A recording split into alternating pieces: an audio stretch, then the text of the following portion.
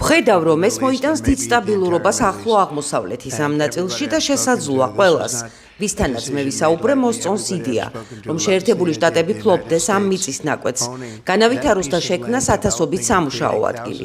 ეს არაჩვეულებრივი იქნება და არა არე, სადაც ჩასვლა არავის უნდა, რადგან ახლა სიკვდილთან და განადგურებასთან ასოცირდება. შენობები ინგრევა საშინელი სანახაობაა. მე ამ საკითხს სწავლობდი თვეების მანძილზე, დაკვირვებით სხვადასხვა მხრიდან. ღაზა ახლა საშიში ადგილია, იყო და მდგომარეობა კიდევ უფრო გაუარესდება. ეს არის იდეა, რომელმაც ლიდერშიპის უმაღლესი ეშელონებიდან დიდი მოწონება დაიმსახურა და თუ შტატებს შეუძლია რეგიონში სტაბილურობისა და სიმშვიდის მოტანა, ის ამას გააკეთებს.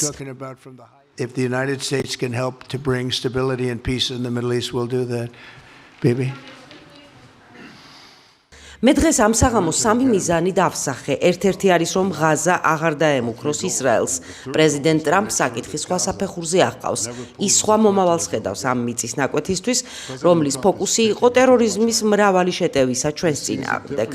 მას სხვა იდეა აქვს და ვფიქრობ, ამისთვის ყურადღების მიქცევა ღირს, ჩვენ ამაზე ვისაუბრეთ მისი გარემოცვასთან ერთად. ვფიქრობ, ეს ისაა, რასაც ისტორიის შეცვლა შეუძლია.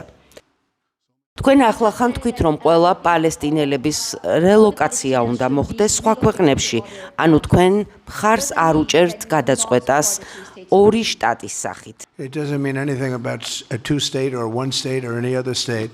It means that we want to have ჩვენ გვინდა ადამიანებს ცხოვრებაში შანსი მივცეთ, მათ ეს შანსი არ ჰქონდათ, რადგან ღაზა ჯოჯოხეთი იყო იქ მცხოვრებთათვის.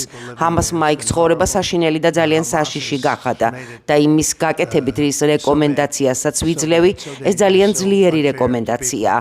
ჩვენ ვფიქრობთ, რომ მშვიდობას მოუტანთ არა მარტო ამ ტერიტორიას, ეს არა ისრაელისთვის ესაა, არამედ შუა აღმოსავლეთისთვის. ჩვენ უბრალოდ ვერ გავაგრძელებთ ისე როგორც იყო.